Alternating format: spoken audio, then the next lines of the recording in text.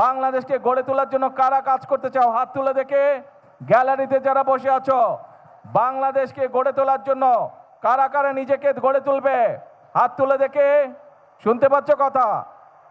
প্রিয় বন্ধুরা, আমরা জানি তোমাদের যে স্কুল কলেজগুলো আছে, স্কুলগুলো আছে, অনেক স্কুল হয়তো তোমাদের সঠিকভাবে বসার ব্যবস্থা নেই, অনেক স্কুলে হয়তো ফ্যান ঠিকভাবে নেই।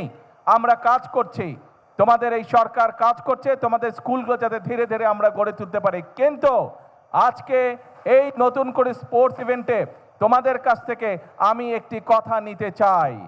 আমরা এই যে দেশকে সঠিকভাবে গড়ে তোলার কাজ করছি, এই কাজটি আমরা তখনই করতে পারবো যখন এই যে তোমরা যারা গ্যালারিতে বসে আছো, আমার হাতের বাম পাশে তোমরা যারা খেলোয়াড়রা বসে আছো, যারা পুরস্কার পেয়েছো প্রায় 350 খেলোয়াড়, তোমরা যদি আগামী দিনে নিজেদেরকে গড়ে তুলতে পারো সঠিকভাবে, তাহলেই আমরা বাংলাদেশকে ভবিষ্যতে গড়ে তুলতে পারবো। কারণ আমি দৃঢ়ভাবে বিশ্বাস করি, এই যে গ্যালারিতে হাজার হাজার ছোট বন্ধুরা তোমরা বসে আছো, তোমাদের মধ্যে থেকেই এই দেশের একজন ভালো ডাক্তার বের হবে, তোমাদের ভিতর থেকে এই দেশের একজন ভালো আর্কিটেক্ট বের হবে, তোমাদের ভিতর থেকে এই দেশের একজন ভালো ইঞ্জিনিয়ার বের হবে, তোমাদের ভিতর থেকে এই দেশে একজন ভালো ক্রিকেটার বের হবে, ভালো সুইমার বের হবে, ভালো টেনিস প্লেয়ার বের হবে, অর্থাৎ তোমাদের মধ্যে থেকে এই খেলোয়াড় বের হবে।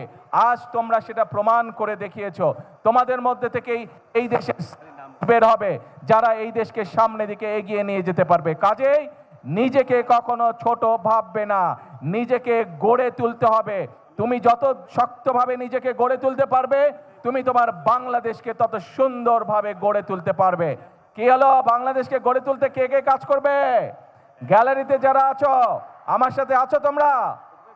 শুনতে পাই না, হাত তুলে তাহলে বুঝবো আমার সাথে তোমরা আছো। কারা বাংলাদেশকে গড়ে তুলতে চাও?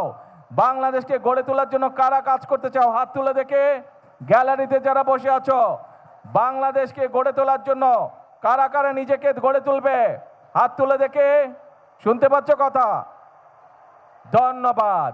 এখন কথা হচ্ছে, পড়ার সময় মন দিয়ে পড়তে হবে, কিন্তু খেলার সময় একইভাবে মন দিয়ে খেলতে হবে। আরেকটি তোমাদের কাছে আমি সহযোগিতা চাই, তোমাদের একটি হেল্প লাগবে। শুধু যে গ্যালারিতে যারা বসে আছো তারা না, নিশ্চয়ই এই অনলাইন বা টেলিভিশনের মাধ্যমে সারা বাংলাদেশে তোমাদের মতন সারা বাংলাদেশে আমাদের যারা ভবিষ্যৎ আছে, ছোট ছোট বন্ধুরা আছে, তোমাদের সকলের কাছে আমি একটি সহযোগিতা চাই, একটি সাহায্য চাই। সেটি কি সাহায্য? এই দেশটা আমাদের সকলের দেশ। এই দেশের আলো, এই দেশের বাতাস, এই দেশের পরিবেশ আমরা সকলে মিলে যদি ঠিক রাখি, তাহলে আমরা একটি সুন্দর পরিবেশে থাকতে পারবো।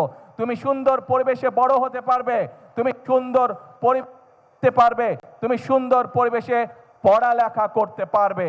সেই জন্য আমি তোমাদের সকলের কাছে যে সাহায্যটি চাই, তোমরা নিশ্চয়ই দেখেছো রাস্তা দিয়ে হেঁটে যাওয়ার সময় তোমার বাসার আশেপাশে অনেকে বিভিন্ন রকম ময়লা ফেলে যায়, বিভিন্ন রকম প্লাস্টিকের বোতল ফেলে যায়, সেটি পুকুর হোক, নদী নালা হোক, বাসার আশেপাশে। এখন থেকে যদি এরকম কোনো দৃশ্য তোমাদের চোখে পড়ে, প্লিজ তোমরা তাকে বারণ করবে। দরকার হলে সেই ময়লাটি তোমরা তুলে নিয়ে গিয়ে যেইখানে ময়লা ফেলার জায়গা নির্দিষ্ট, সেই জায়গায় ময়লা ফেলতে হবে। আরেকটি কাজ তোমাদেরকে করতে হবে, কেউ যদি পুকুর, নদী নালায় ময়লা ফেলে, যদি তুমি পারো বন্ধুদেরকে সাথে নিয়ে সেই ময়লাটিকে পরিষ্কার করবে, যাতে আমাদের পরিবেশটি, আমাদের নদীর পানি, পুকুরের পানি যাতে পরিষ্কার থাকে, যাতে সেখানে মানুষ সুন্দরভাবে হাঁটাচলা করতে পারে বা মানুষ সেখানে বসতে পারে পুকুরের পাড়ে।